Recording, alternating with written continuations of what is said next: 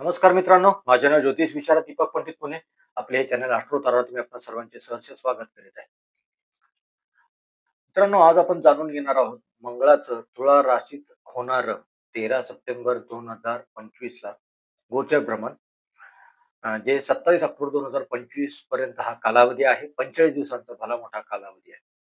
आणि याच मंगळाच्या गोचराचा तुळा राशीतून जो प्रवास होणार आहे त्याचा प्रत्येक राशीवरती कसा परिणाम करणार आहे होतो, काय फळ मिळेल आणि काय काळजी घेतली पाहिजे आणि काय शुभ परिणाम सुद्धा मिळणार आहेत, ते मी पुढे एक्सप्लेन करतोच तुम्हाला. ते आपण आजच्या ह्या व्हिडिओमध्ये पाहूया. मित्रांनो, मंगळ म्हणजे ऊर्जा, धाडस, कृती, पराक्रम, सेनापती, ग्रहांचे सेनापती म्हणतात त्यांना. अशी हे मंगळ महाराज आहेत. आणि ते जेव्हा तुला राशीमध्ये प्रवेश करतात, तेव्हा नातेसंबंध, निर्णय क्षमता किंवा जीवनातील संतुलन, बॅलन्स म्हणतात त्याला, या सगळ्यांवरती त्याचा प्रभाव दिसतो, प्रभाव पडतो आणि प्रभाव असतो. कोणाला नवीन संधी मिळेल, कोणाचा आत्मविश्वास वाढेल, तर कोणाला नवी कंप्लीटली पूर्णपणे नवी दिशा मिळणार आहे. चला तर मग बघूयात आजच्या या व्हिडिओमध्ये आपण प्रत्येक राशीसाठी, तुमच्या राशीसाठी मंगळ महाराज काय घेऊन आले शुभ फळांच्या रूपामध्ये. सगळ्यात आधी पाहूयात आपण मंगळ आणि तुला राशीचं नातं. तुला राशीचा स्वामी शुक्र आहे आणि मंगळ आणि शुक्र या दोन ग्रहांचे परस्पर संबंध तसे म्हणले तर तटस्थ या स्वरूपाचे आहे. त्यामुळे हे गोचर सरासरी फळ देणारं मानलं जातं. परंतु महत्वाचं म्हणजे गेले संपूर्ण वर्षभर मंगळ महाराज हे दुर्बल किंवा अशुभ प्रभावाखाली होते. म्हणजे त्यांचा जो काही प्रवास मिथुन, कर्क, कन्या राशीतील भ्रमण आणि सिंह राशीतील राहू केतू एकत्र असतानाचा प्रवास, गोचर भ्रमण, हे जर का सगळं विचारात घेतलं तर मंगळ महाराज तसे दुर्बल किंवा अशक्त किंवा अशुभ प्रभावाखालीच होते. मात्र आता ते त्यांची पुन्हा ओरिजिनल शक्ती प्राप्त करून पुन्हा एकदा रिफ्रेश व्हायला शुक्रची रास मध्ये आलेत असं आपण म्हणू शकतो. पुन्हा त्यांची गेलेली शक्ती त्यांना परत मिळेल, मिळवतातच ते. आणि त्यामुळं पुढील 1 वर्षभर तरी मंगळ महाराज चांगल्या स्थितीत राहणार आहेत. त्यांचे जे काही परिणाम शुभ, अशुभ, बरे, वाईट ते तुम्हाला देण्याकरता ते पूर्ण कार्यक्षम राहणार आहेत. लक्षात ठेवा, ग्रह जोपर्यंत पूर्ण कार्यक्षम नसतो ना, तोपर्यंत त्याचं कसलंही फळ, अशुभ असो किंवा शुभ असो, पूर्ण ताकदीने मिळत नाही. मंगळाच्या कार्यक्षेत्रावरती परिणाम होत होता म्हणजे काय होत होतं? तर मंगळाचं मुख्य कारकत्व काय? तर पराक्रम करणं, क्रियामान राहणं, क्रिया करणं, प्रयत्न करणं, साहस, धाडस, धैर्य, कधी-कधी आक्रमकता, एक घाव दोन तुकडे. भले ते चांगल्या गोष्टी करतायत का वाईट गोष्टी करतात हा वेगळा भाग आहे. परंतु ही जी त्यांची मुख्य कार्यशैली होती, गुणधर्म होते, ते सगळे बांधल्यासारखे झाले होते. आणि तुला राशी ही व्यापार, संबंध किंवा आपण काय म्हणतो त्याला, एक लोक लोकसमूह म्हणतो ना, टोटल पीपल गॅदरिंग याला म्हणतात ना, मोठी सभा असते मोठमोठ्या, ते ते शांतता, कूटनीती किंवा आपण काय म्हणतो ना त्याला, एक प्रकारची तुम्ही जी डेली इन्कम आपला असतो तो यांची ही राशी मानली जाते. त्यामुळे या काळामध्ये आपल्या सर्वांचीच आपली कृती, ऊर्जा याच विषयावरती केंद्रित होईल. सगळ्यांचा दृष्टिकोन, दृष्टिक्षेप आणि प्रयत्न. आता यामध्ये काही सकारात्मक आणि नकारात्मक देखील भाग आहेत. संबंधांमध्ये जागरूकता. मंगळामुळे संबंधांमध्ये वाद, आक्रमकता, किंवा आपण म्हणतो ना वर्चस्व दाखवायची प्रवृत्ती वाढू शकते.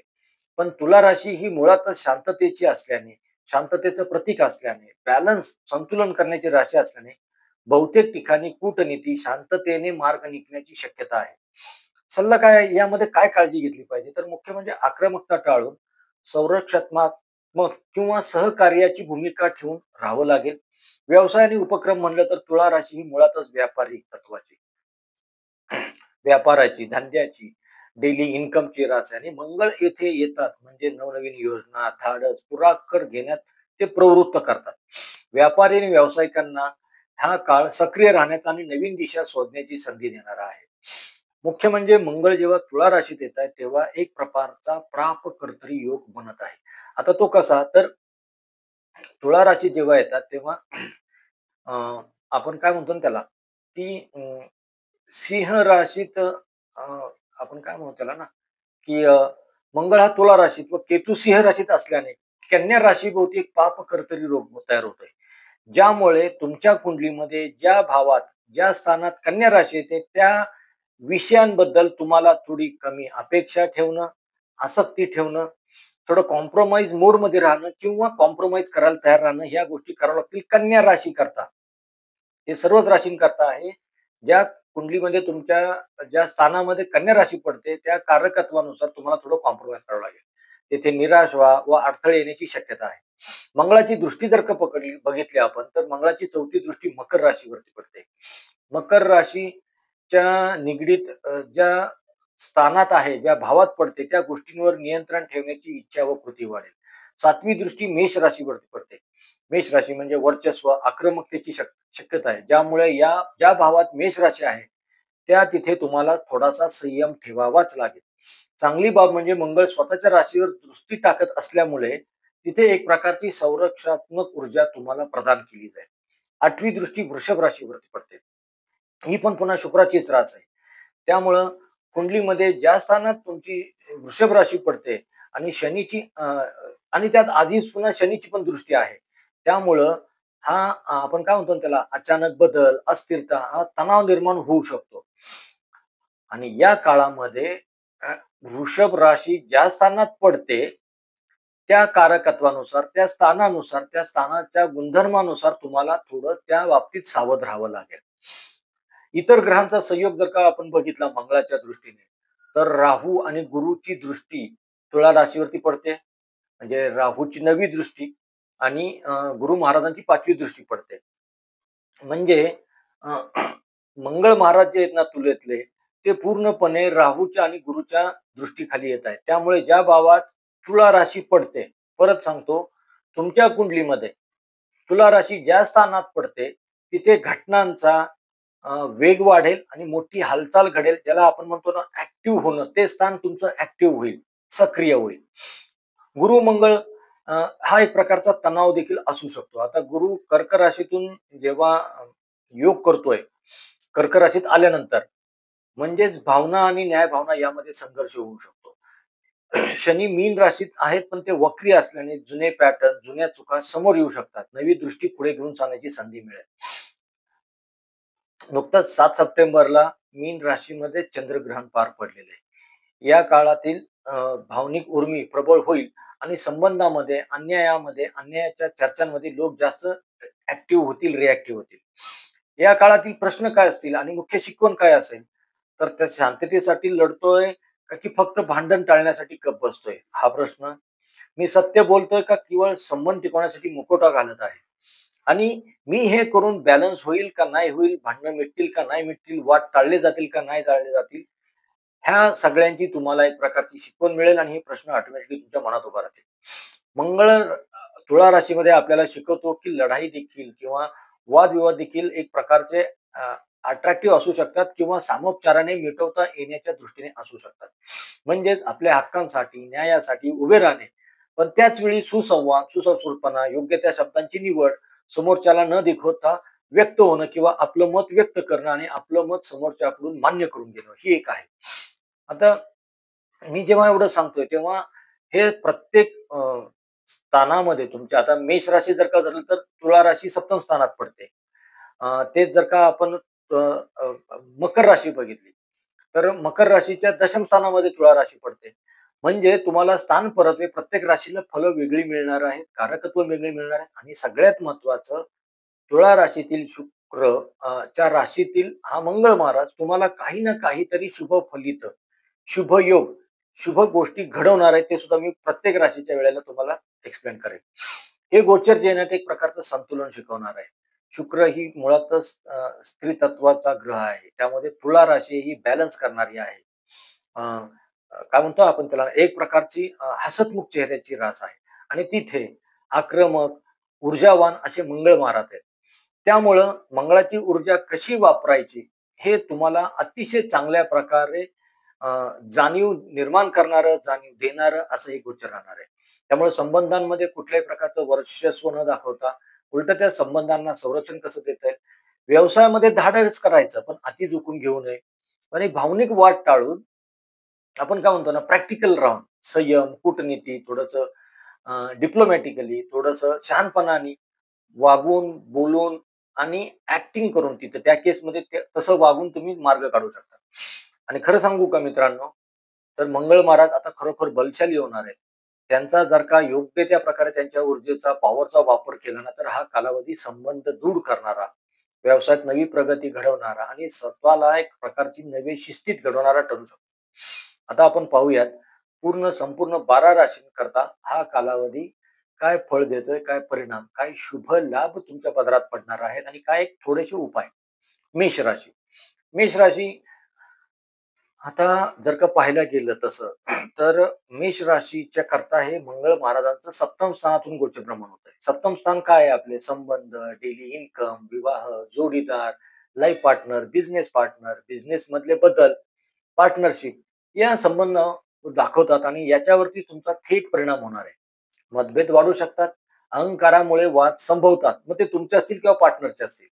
आणि बिझनेसमध्ये मात्र जर का तुम्ही योग्य तो निर्णय घेतला, तर लाभ तुमच्या घसघशीत लाभ पदरात पडू शकतो. नात्यांमध्ये एक प्रकारची सावधानता बाळगणे हे तुमच्याकरता आताच्या काळामध्ये क्रमप्राप्त आहे. विवाह, बिझनेस, पार्टनरशिप मतभेद होतील, परंतु योग्य ते सहकार्य ठेवलं, योग्य ते समजून सांगायची आणि समजून घेण्याची भावना जर का तुम्ही ठेवलीत, तर मात्र तुम्हाला अ, सर्वच्या सर्व कार्यांमध्ये प्रगती साधता येईल सहकार्याने. याचे जर का शुभ परिणाम जर का बघायला गेलो आपण मंगळाचे सप्तम स्थानात आहे, तर काय? तो जोडीदार, भागीदारांसोबत कुठला तरी धाडसी निर्णय घेण्याची, धाडसी पाऊल उचलण्याची संधी तुम्हाला मिळू शकेल. बिझनेस पार्टनरशिपमध्ये किंवा बिझनेस पार्टनर बरोबर बिझनेस करताना तुम्ही काही नवीन काम सुरू करण्याचा जर का मनोदय असेल, तुमचा विचार असेल, तर तुम्ही आता खरं तो प्रत्यक्षात आणू शकता. अ, उपाय म्हणून काय कराल ना, तर हनुमान चालीसा पठण करा आणि सगळ्यात प्रथम तुम्ही संयम पाळायला शिका. तुमचे संयम वाढवा. आणि शेवट सांगतो तुम्हाला या वेश्याशी करता, की नात्यांमध्ये संवाद ठेवा, सुसंवाद ठेवा आणि हेच तुमचं बळ आहे. पुढची राशी वृषभ राशी.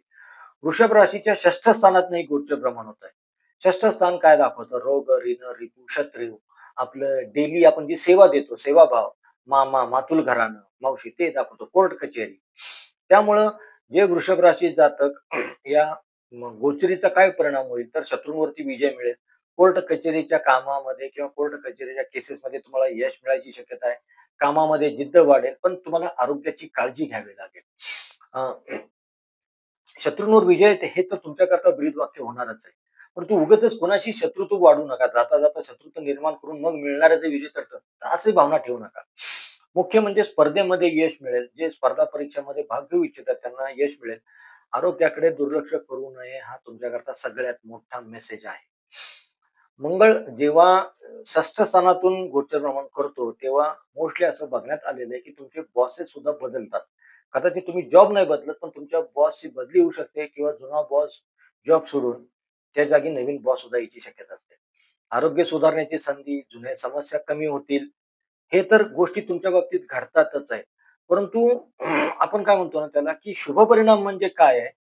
की तुमच्या कामाच्या ठिकाणी किंवा बॉस बरोबर तुमचं जे काही थोडंसं अनबन झालेली असेल, थोडंसं मिसअंडरस्टँडिंग असेल, तर ते तुम्हाला करेक्ट करून त्याचे शुभफल प्राप्त होण्याची संधी मिळते, एक. आणि कदाचित नवीन बॉस सुद्धा यायची शक्यता असते.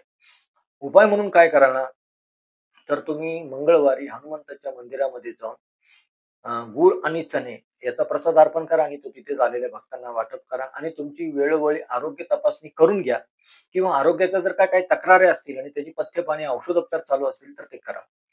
शेवटचं काय आहे मित्रांनो यात, की परिश्रम करा. षष्ठ स्थान हे परिश्रमाचं देखील आहे. परिश्रम करा, विजय तुमचाच आहे.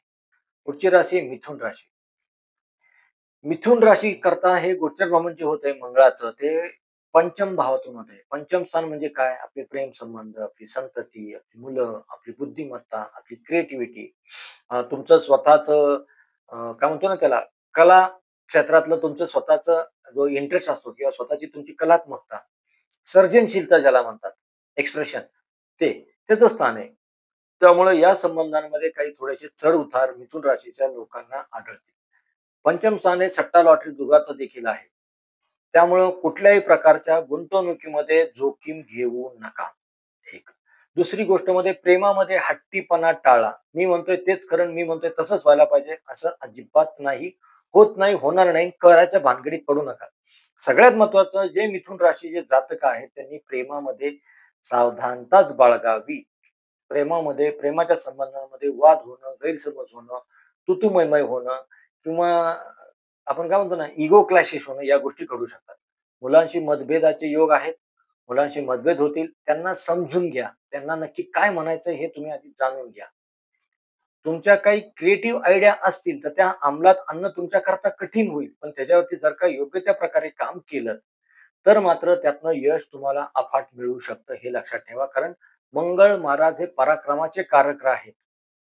पराक्रम म्हणजे रिझल्ट ओरिएंटेड आहे.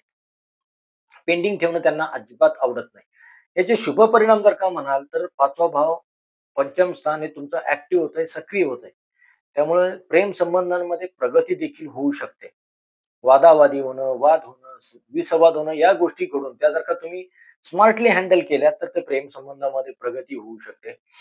शिक्षण घेणारे विद्यार्थी जे असतील किंवा क्रिएटिव्ह फील्डमध्ये जे काम करणारे असतील, त्यांच्यामध्ये जिद्द वाढायची शक्यता आहे.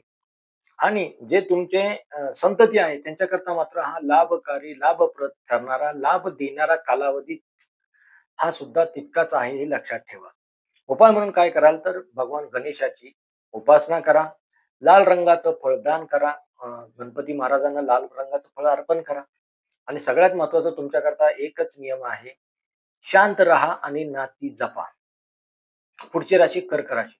कर्क राशीच्या चतुर्थ स्थानातून गोचर म्हणत आहे. चतुर्थ स्थानातून आपण काय बघतो? घर, सुख, माता, चारचाकी वाहन हे बघतो.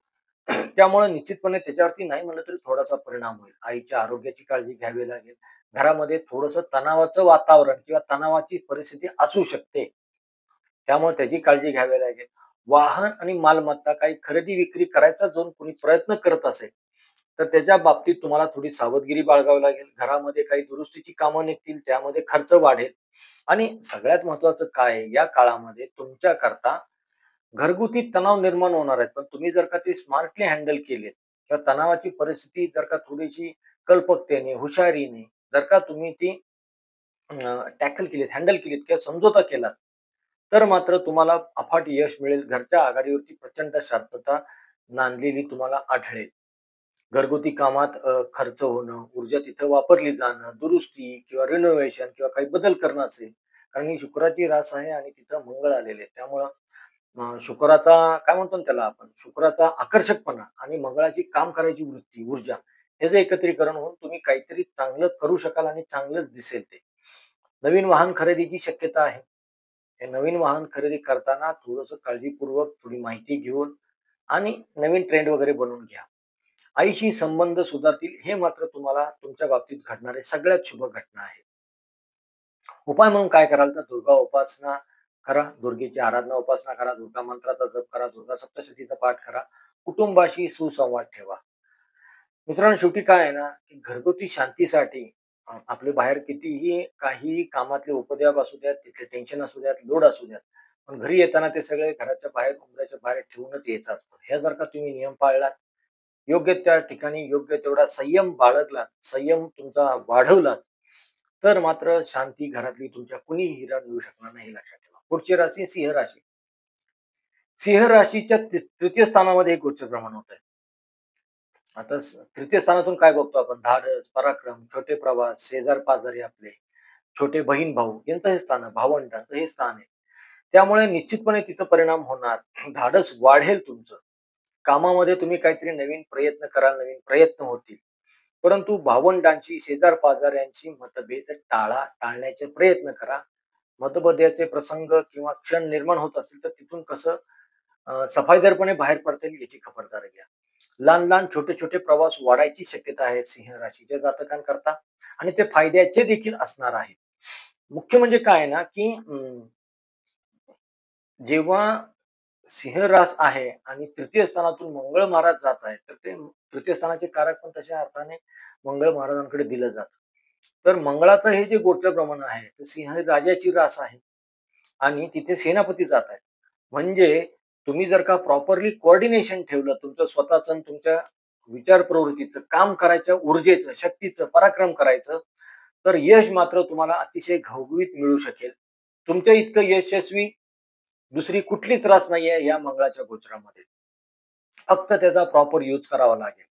तुमचा आत्मविश्वास वाढणं, धाडसामध्ये वाढ होणं, किंवा कम्युनिकेशनची ताकद जी आहे ना तुमची ती वाढणं. योग्य त्या प्रकारे कम्युनिकेट करण्याची तुम्हाला कला आत्मसात होईल या 45 दिवसांमध्ये. त्याचा फक्त तुम्ही तो योग्य तो वापर केला पाहिजे. आणखीन याचा लाभ म्हणाल तुम्ही तर छोट्या-छोट्या प्रवासातून लाभ होतील. छोटे-छोटे प्रवास घडतील, वाढतील आणि त्यातून लाभ पदरात पडेल. आणि लेखन, मीडिया या क्षेत्रामध्ये जी काम करणारी मंडळी आहेत, सिंह राशीची, त्यांना प्रगतीचाच काळ आहे हा. उपाय म्हणून काय करा, तर रामरक्षा स्तोत्राचं पठण करा, एक. आणि छोटे भावंड, लहान भावंड जे आहेत ते, छोटे-छोटे जे प्रवास करणार आहेत ते आणि शेजार-पाजारी तुमचे त्यांच्याशी संयमाने वागा, बोला आणि संयमानेच त्यांच्याबरोबर व्यवहार करा. शेवटी काय आहे ना, धाडसाने पुढे चाला. धाडसानेच पुढे जाण्याचा हा कालावधी आहे. तुमचं धाडस वाढणार आहे. पण त्याचबरोबर नाती देखील जपायची असतात, हे लक्षात ठेवा. पुढची राशी कन्या राशी. कन्या राशीच्या द्वितीय स्थानामध्ये हे गोचर भ्रमण होत आहे. त्याचा कुटुंब स्थान, द्वितीय स्थानातून काय बघतो आपण, कुटुंब स्थान, वाचास्थान, वाणीस्थान, आपल्या खाण्यापिण्याच्या सवयी आणि आपलं आध्यात्मिक जीवन जे आहे, आपले स्वतःचे विश्वास, आपला आध्यात्मिक विश्वास असतो ना ते, ह्या गोष्टी बघितल्या जातात. त्यामुळे काय होईल, कुटुंबामध्ये तुमच्या काही वाद होण्याची शक्यता आहे. पैशांबाबतीत तुम्हाला जपूनच निर्णय घ्यावा लागेल. वाणीवरती नियंत्रण ठेवणं महत्वाचं आहे, नाहीतर गैरसमज उगाचच्या उगाच वाढतील. कन्या राशीच्या लोकांना सगळ्यात महत्वाचं काय आहे ना, की पैशांच्या बाबतीत धोका होणार आहे. हे ठीक आहे. परंतु जर का तुम्ही ते पैशांचे व्यवहार जपून केले, योग्य त्या तज्ञ लोकांचा सल्ला घेऊन जर का केलात, थोडासा विचार करून केलात, 1 दिवस डिले, 2 दिवस डिले करून जर का केलात ते व्यवहार, तर मात्र तुम्हाला कसलाही धोका नाही, कसलाही त्रास नाही, हे लक्षात ठेवा. कुटुंबियाशी तणावाची स्थिती निर्माण होणार आहे, मी जेव्हा म्हणतोय, तेव्हा त्याच्या पुढचं आहे असं, की जर का तुम्ही वाणी गोड ठेवलीत ना, मंगळ महाराज आहेत, वाणी गोड ठेवलीत, संपत्ती किंवा पैशांचे व्यवहार जपून केलेत ना, तर तुम्हाला या दोन्ही आघाड्यांवरती यश मिळणार आहे, नक्की खरं. वाणीचा वापर जपून करा, संयम ठेवा आणि गोड बोला ना. काय फरक पडतोय आपल्याला? गोड बोला. याचे तुम्हाला लाभ काय पदरात पडणार आहे, तर तुमचा द्वितीय भाव सक्रिय होणार आहे. जे पैशांच्या बाबतीत हालचाली करायचा प्रयत्न करतात, त्यांना यश मिळेल. बचतीत वाढ देखील होईल.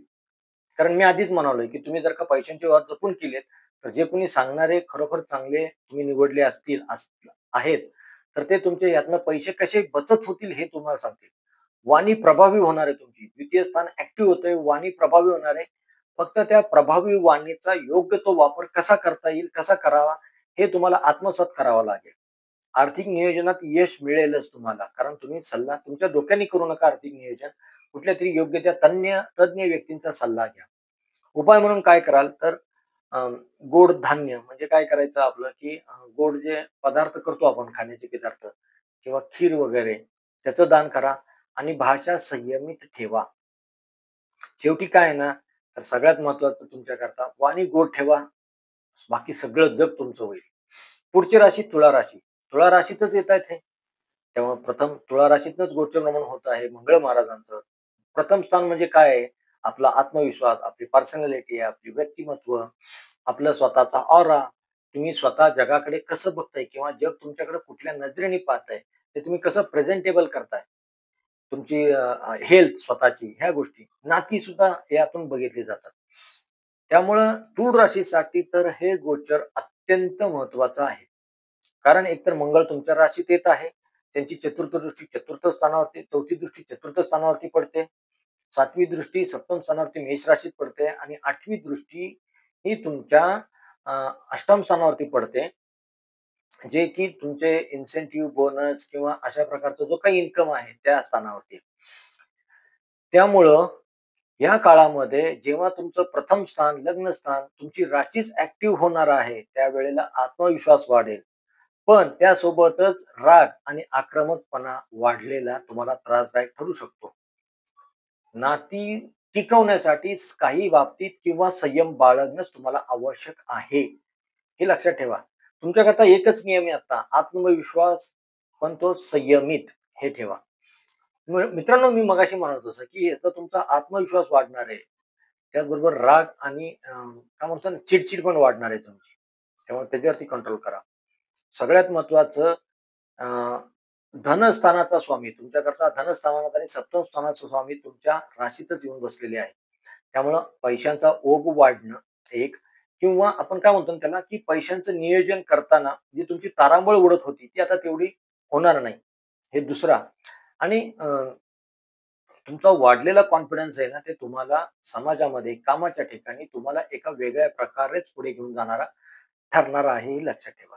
याचे शुभ परिणाम जर का बघायला गेले तुमच्याकरता, तुळ राशीकरता, तर प्रथम स्थान ॲक्टिव्ह होतंय. त्यामुळं आत्मविश्वासाने किंवा फुल कॉन्फिडन्सनी सामोरे जाणं या गोष्टी घडतील. नवी सुरुवात करायची हिंमत तुमच्यात येईल. आरोग्य सुधारेल आणि स्वतःबद्दल किंवा स्वतःची मतं तुमची ठामपणे व्यक्त कराल किंवा ठाम होतील तुमची मतं. उपाय म्हणून काय कराल ना, तर हनुमान चालीसा पठण करा, हनुमानाचा मंत्राचा जप करा किंवा हनुमान स्तोत्राचं पठण करा आणि शांतीने किंवा संयम ढळू न देता किंवा संयमच ठेवा वागण्या बोलण्यामध्ये. आत्मविश्वास वाढलाय तुमचा, पण समोरचा कुठल्या राशीचा आहे तुम्हाला माहिती नाहीये. त्यामुळे संयमित वागणं ठेवा सगळ्यात बेस्ट. शेवटी तुमच्याकरता काय आहे ना, आत्मविश्वास वाढतोय, धाडस वाढतंय ते ठेवा बरोबर. धाडसाने सुरुवात करा, पण बॅलन्स देखील जपा. तुळस तुमची बॅलन्सची आहे. बॅलन्स जपा. पुढची राशी वृश्चिक राशी. वृश्चिक राशीच्या व्यय स्थानामध्ये होते. व्यय स्थान म्हणजे काय? खर्च, दूरचे प्रवास, अध्यात्म, हॉस्पिटलायझेशन, मानसिक स्थिती तुमची स्वतःची याचं स्थान आहे. त्यामुळे अनावश्यक खर्च वाढतील. विदेश प्रवासाची शक्यता आहे. मानसिक अस्थिरता आणि झोपेची समस्या, कारण व्यय स्थान हे झोपेचं देखील आहे. निद्रास्थान आहे ते. झोपेची समस्या होऊ शकते. खर्च वाढणे, प्रवास, मानसिक ताणतणाव किंवा स्वतःचं काय म्हणतो ना आपण त्याला, एक प्रकारचं हे नसणं, पीस ऑफ माइंड नसतो आपल्याला. तो हा कालावधी तुमच्याकरता. त्यामुळे त्याची काळजी घ्या. जेव्हा मंगळाचं गोचरण तुला राशीतून होतंय आणि आपण तुम्हाला काय शुभ फलिते मिळणार आहेत, शुभ परिणाम मिळणार आहेत, याचा जेव्हा विचार करतो, तर तेव्हा सगळ्यात पहिलं म्हणजे परदेश प्रवासाचा योग येईल. जे कोणी अध्यात्माकडे जाऊ इच्छितात किंवा आध्यात्मिक गुरूच्या वगैरे शोधात असतील, तर त्यांच्याकरता अतिशय शुभ कालावधी राहील हा. गुप्त विद्या शिकण्याची जर का कोणाला इच्छा असेल, तर तशी संधी प्राप्त होईल. हे तुमच्याकरता होणारे शुभ परिणाम आहेत. उपाय म्हणून काय कराल, तर लाल वस्त्रांचं दान करा आणि ध्यान, धारणा, प्राणायाम याच्यावरती जोर द्या. वृश्चिक राशीच्या लोकांना मी शेवटी एवढं सांगेल, की खर्चावरती नियंत्रण ठेवा, मन शांत ठेवा, ध्यान, धारणा, योगासन, प्राणायाम करा. पुढची राशी धनु राशी. धनु राशीच्या लाभ स्थानामध्ये हे गोचरभ्रमण होत आहे आणि मी नेहमी सांगतो प्रत्येकात, की लाभ स्थानातून होणारं कुठल्याही पापग्रहाचं गोचरभ्रमण हे कायम फलदायक, लाभकारक असतं. त्यामुळं एक प्रकारे मित्रांची मदत होणं, नवनवीन संधी उपलब्ध होणं, नवनवे लाभ पदरात पडणं, त्याची शक्यता होणं. मात्र मित्रांबरोबरचे अनावश्यक वाद टाळणं तुमच्याकरता गरजेचं आहे. अ, मी म्हणालो तसं, की लाभाची वृद्धी होणं किंवा इच्छापूर्ती होत नव्हती, तर तुम्ही स्वतः प्रयत्नपूर्वक ती इच्छापूर्ती कशी होईल, हे बघाल आणि ती इच्छापूर्ती करून घ्याल. त्यामुळे इच्छापूर्ती होण्याचा देखील हा कालावधी एक प्रकारे म्हणता येईल. परंतु जेव्हा इच्छापूर्ती म्हणतोय आपण किंवा मित्रांकडून मदत म्हणतोय, तेव्हा ती मदतीची अपेक्षा ठेवताना सुद्धा जास्त ठेवू नका. अपेक्षा भंग व्हायची शक्यता आहे. हे तुमच्याकरता सगळ्यात मोठं भाग आहे. तुम्हाला शुभ परिणाम काय म्हणाल, तर मित्रांकडून मदत मिळेल, उत्पन्नात वाढ होईल, हे मी सांगितलंच. त्याचबरोबर तुमचे नवनवे मित्र बनणं किंवा नवनवे संपर्क साधले जाणं आणि ते इस्टॅब्लिश होणं, ते संपर्क नवनवीन जे संपर्क तुम्ही साधाल, बनवाल ना, ते त्या पुढे आयुष्यभराकरता तुमच्याबरोबर राहतील आणि काही लाभकारक नाती तुमची बनतील, बनवली जातील, बनणार आहेत. उपाय म्हणून काय कराल ना, तर गूळ आणि तूप याचं दान करा. शेवटी काय सांगेल धनुराशी लोकांना, की मैत्री जपा, प्रगती निश्चितपणे आहे. पुढची राशी आहे मकर राशी. मकर राशीच्या दशम स्थानामध्ये हे गोचर होते. दशम स्थानातून काय बघतो आपण? करिअर, नोकरी, जबाबदारी, पब्लिक गॅदरिंग, त्याचबरोबर आपल्या वडिलांचं स्थान हे बघतो. त्यामुळं याचा परिणाम काय होईल, तर कामाच्या ठिकाणी धाडसी निर्णय घेऊ शकता. वरिष्ठांबरोबर थोडासा तणाव होऊ शकतो. तणावाची परिस्थिती निर्माण होऊ शकेल. परंतु मेहनतीने तुम्हाला निश्चितपणे यश मिळेल, हे नक्की खरं आहे. आपण काय म्हणतो ना त्याला, की कामाचा दबाव आहे. कारण तिथं मंगळ महाराज आले, त्यांची एनर्जी वाढलेली आहे. तुमचं दशम स्थान ॲक्टिव्ह झालेलं आहे. त्यामुळे कामाच्या ठिकाणी, करिअरच्या ठिकाणी तुम्ही काहीतरी एक्स्ट्रा करायचा किंवा काहीतरी एक आपण काय म्हणतो ना, अति करायचा प्रयत्न कराल. त्यामुळे कदाचित तुमच्या वरिष्ठांबरोबरचे वाद होण्याची शक्यता आहे. तणावाची परिस्थिती निर्माण होईल. मात्र तुम्हाला यशाची संधी 101% आहे या गोष्टीने, हे लक्षात ठेवा. आणि आपण काय म्हणतो ना त्याला, की जेव्हा मंगळ महाराज हे दशम स्थानात येतात, तेव्हा त्यांची 4थी दृष्टी तुमच्या राशीवरती पडते. आत्मविश्वास वाढणं, आत्मविश्वासाने भरलेलं राहणं आणि आत्मविश्वासानेच पुढे कुठल्याही कामाला सामोरं जाणं, हा तुमचा एक बेसिक गुण बनणार आहे ह्या पुढचे 45 दिवस तरी. फक्त तो गुण अवगुण होणार नाही, हे लक्षात घ्या. शुभ परिणाम काय मिळतील तुम्हाला? तर तुमचं दशम स्थान सक्रिय होतंय. त्यामुळे करिअरमध्ये नवीन प्रोजेक्ट्स मिळणं, वरिष्ठांकडून त्याला अप्रूव्हल मिळणं, मान्यता मिळणं आणि पदोन्नतीची शक्यता होणं. हे तुमच्याकरता सगळ्यात गोष्ट घडणार आहे. उपाय म्हणून काय कराल ना, तर सगळ्यात बेस्ट आहे. तांब्याच्या भांड्याचं दान करा आणि संयम बाळगा. शेवटी सांगतो, की मकर राशीला का ना, कामावरती लक्ष केंद्रित करा. तुम्ही इतर कुठल्याही बाबीत लक्ष घालवू नका. यश निश्चित पणे मिळणार आहे. पुढची राशी कुंभ राशी. कुंभ राशीच्या नवम स्थानामध्ये, भाग्यस्थानामध्ये एक गोचर नमून होते. नवम स्थानातून आपण काय बघतो? तर दूरचे प्रवास, त्याला ओव्हरसीज जर्नी म्हणतात तो. उच्च शिक्षण, धार्मिक गुरु किंवा धार्मिक कार्य, अध्यात्म, आध्यात्मिक अभ्यास किंवा आपले आध्यात्मिक विश्वास जे असतो ते. आणि पित्याचं देखील फिजिकल अपीअरन्स म्हणतो ते. हे स्थान आहे. त्यामुळं तुमचे प्रवास वाढतील. अ, उच्च शिक्षण, धार्मिक कार्य, धार्मिक अभ्यास किंवा त्याच्यामध्ये तुमचा रस वाढेल. वडिलांशी मात्र काही मतभेद होण्याची शक्यता आहे. तेवढे जेवढे टाळता येतील तेवढे टाळा. मी जेव्हा म्हणतोय ना, की धार्मिकता वाढेल किंवा धर्मावरच्या श्रद्धा ज्या आहेत तुमच्या किंवा अध्यात्माकडे ओढा आहे, तो वाढेल म्हणतोय ना, तर ते मंगळ महाराज आहेत. त्यामुळं तुम्हाला तिथे थोडीशी सावधानता बाळगून तुमचा वाढलेला आत्मविश्वास किंवा अग्रेशन तिथं व्यक्त करू नका. वडिलांबाबतच्या बाबतीत सुद्धा तेच व्हायची शक्यता आहे. तुमच्या अग्रेशनमुळं, तुमच्या आक्रमकतेमुळे कदाचित तुमचे वडील किंवा धार्मिक ठिकाणी जिथं तुमचा वावर आहे, ते दुखावले जाण्याची शक्यता आहे. तिथे काही मतभेद होण्याची शक्यता आहे. एवढं फक्त लक्षात घ्या. तुम्हाला मिळणारा लाभ, शुभ परिणाम काय म्हणता येईल? तर जेव्हा 9वं स्थान ॲक्टिव्ह होत आहे, तेव्हा भाग्य योग होतो, भाग्य उदय होऊ शकतो. प्रवासातून फायदे होतात.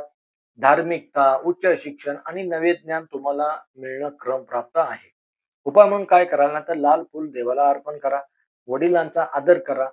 सकाळी उठल्यानंतर, अंघोळ केल्यानंतर जर का वडील तुमच्या सोबत असतील, तर त्यांचे पाया पडून नमस्कार करत जा त्यांना. आणि मुख्य म्हणजे त्यांच्याविषयी कुठल्याही परिस्थितीमध्ये तुमची आदर भावना कमी होणार नाही. तुमच्या वागण्या बोलण्यातून, बॉडी लँग्वेज मधून, एक्सप्रेशन मधून याची खबरदारी मात्र तुम्हाला कसोशीने घ्यावी लागेल. मित्रांनो, नशिबाची साथ तुम्हाला मिळणार आहे, पण प्रयत्न करणं सोडू नका. हाच तुमच्याकरता मेसेज आहे सगळ्यात शेवटी. शेवटची राशी मीन राशी. मीन राशीच्या अष्टम स्थानातून एक गोचर होत आहे. अष्टम स्थान काय? अचानक बदल, अचानक लाभ, अचानक हानी, गुप्त शत्रू, वारसा हक्काने मिळणारे पैसे, इन्सेंटिव्ह, बोनस, इन्शुरन्सचे पैसे, या गोष्टी आहेत. म्हणजे विमाविषयक काही घडामोडी, त्या घडणाऱ्या गोष्टी आहेत. आणि सगळ्यात महत्त्वाचं, हे छोटे-छोटे जे आपले अपघाताचे प्रसंग होतात किंवा छोटे-छोटे टेन्शन्स येतात, यातना जे होतात ना, ते सुद्धा अष्टम स्थानातून बघितलं जातं.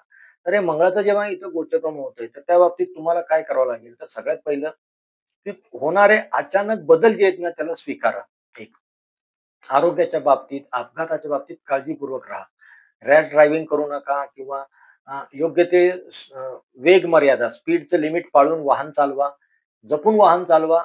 तुम्ही आणि तुमच्या बरोबरचे सगळे आणि तुमच्या बरोबर प्रवास करणारे, त्यांना पण सेफ ठेवायचा प्रयत्न करा. मित्रांनो, अष्टम स्थानातून जेव्हा मंगळ महाराजांचं गोचर होतंय म्हणतो आपण, तेव्हा ते सगळ्यात महत्त्वाचं परिणाम कशावरती करतं, तर अचानक घडणाऱ्या घटना, ह्या ज्या आपल्या कुणाच्याच कंट्रोलमध्ये नसतात, म्हणून तर त्यांना अचानक म्हणतात त्या. मग त्या शुभ असतील किंवा अशुभ असतील, त्याने काय, इट डझंट मॅटर. परंतु त्याला धीराने, धैर्याने आणि धाडसाने सामोरं जा, हेच मंगळ महाराज तुम्हाला शिकवतात, सांगणार आहेत. फक्त चांगल्या घटना घडल्या, काही लाभ पदरात पडले तर लगेच उठू नका, मातू नका. आणि अशुभ घटना घडल्या काही, तर त्यांनी लगेच खचून जाऊ नका. कारण मंगळ महाराज तुमच्या सोबत आहेत, हे लक्षात ठेवा. आता याचे तुम्हाला शुभ परिणाम काय होतील? तर अष्टम स्थान, 8वा भाव तुमचं सक्रिय होते. त्यामुळं जे कोणी संशोधक आहेत, त्यामुळे संशोधनामध्ये यश मिळणं. गुप्त विद्या, जशी ज्योतिषशास्त्र आहे किंवा रहस्यमय विद्या, गूढशास्त्र आहे किंवा जे आरंडी क्षेत्रामध्ये काम करतात, जे गुप्त खात्यामध्ये काम करणारे, म्हणजे रॉ आपल्या इथलं, सी-आय-डी, सी-बी-आय, आय-बी याच्यामध्ये काम करणारी जी मंडळी आहेत, त्यांना यश मिळेल. त्यांच्याकरता हा अतिशय उत्कृष्ट, उत्तम कालावधी आहे. किंवा वारसा हक्काने तुम्हाला काय मिळणार असेल तर त्यामध्ये फायदा होईल. इन्शुरन्स, टॅक्स, इन्व्हेस्टमेंट ज्या कधीतरी केलत्या, त्यातनं तुम्हाला तुमच्या ला पदरात पडायची शक्यता आहे. उपाय म्हणून काय कराल ना, तर लाल मसूरचं दान करा आणि पुढचे 45 दिवस अलर्ट मोडवरती राहा. कायम सावधगिरी बाळगून राहा. शेवटी फक्त मी मीन राशीच्या जातकांना एवढंच सांगेल, की सावधानता हीच तुमच्याकरता सुरक्षिततेची भावना आहे. हे होतं एक ते मेष ते मीन राशीचं 12 राशींना मंगळ महाराजांचं तूळ राशीतून होणारं गोचर भ्रमण. काय फळ देणार आहे, परिणाम काय, काळजी घेतली पाहिजे, काय शुभ योग, शुभ लाभ, शुभ शुभ उपलब्धी तुमच्या पदरात पडणार आहे ते पाहिलं होतं. मित्रांनो लक्षात ठेवा, प्रत्येक राशीला काही ना काहीतरी नवनवीन ऊर्जा जे ऍक्टिव्ह झालेले मंगळ महाराज देणार आहेत. काही सकारात्मक गोष्टी मॅक्झिमम बऱ्यापैकी घडणार आहे असं दिसतंय. कारण ते शुक्राच्या राशीत आलेले आहेत. फक्त योग्य तो दृष्टिकोन आणि त्याचा योग्य त्या प्रकारे केलेला वापर हा आपल्याला सर्वांना पुढे जाण्याकरता, प्रवासाकरता उपयोगी ठरणार आहे, पुढे नेणार आहे. मित्रांनो, मंगळाचा हा तूळ राशीतील गोचर जो आहे ना, प्रत्येक राशीसाठी वेगळा परिणाम घेऊन येतो. कुठे उत्साह आहे, कुठे प्रगती आहे, कुठे नवीन नाते आहे, कुठे धाडस आहे, कुठे तुमच्या जीवनामध्ये आमूलाग्र बदल देखील घडणार आहे. पण एक गोष्ट लक्षात ठेवा मित्रांनो, की ग्रह हे फक्त मार्गदर्शक आहेत. ते प्रयत्न करणं किंवा ते आपलंसं करणं किंवा जी नवी परिस्थिती आहे तिला सामोरं जाणं, ती स्वीकारणं हे आपल्या हातात असतं, आपण करणार असतो. त्यामुळे योग्य वेळ, योग्य निर्णय, योग्य प्रयत्न आणि अतिशय थोडेसे उपाय हे आपल्या आयुष्याला अतिशय समृद्ध करत असतात, हे लक्षात ठेवा. तर चला मित्रांनो, मंगळ महाराजांचं या गोचराचं जे काही शुभ परिणाम द्यायला स्वतः मंगळ महाराज सज्ज झालेले आहेत, ते स्वीकारण्याकरता हसतमुखाने आपण त्यांचं स्वागत करूयात. सकारात्मकता, संयम आणि आत्मविश्वासाने येणाऱ्या काळाला सामोरं जाऊयात. आपली राशी कुठलीही असू द्यात, परंतु मंगळ महाराजांचं हे गोचर भ्रमण शुभ परिणाम घेऊन येणारं आहे. हे सर्वांनी निश्चितपणे लक्षात ठेवा आणि आपण त्याचा सदुपयोग करून निश्चितपणे पुढे जाणार आहोत हे लक्षात ठेवा. पुन्हा भेटूयातच. आशा करतो की माझा हा प्रयत्न आपल्या पसंतीस आला असेल तर कृपा करून माझ्या या चॅनलला लाईक करा, सबस्क्राईब करा. आपल्या मित्र परिचितांना देखील लाईक आणि सबस्क्राईब करायला सांगा. मनःपूर्वक धन्यवाद.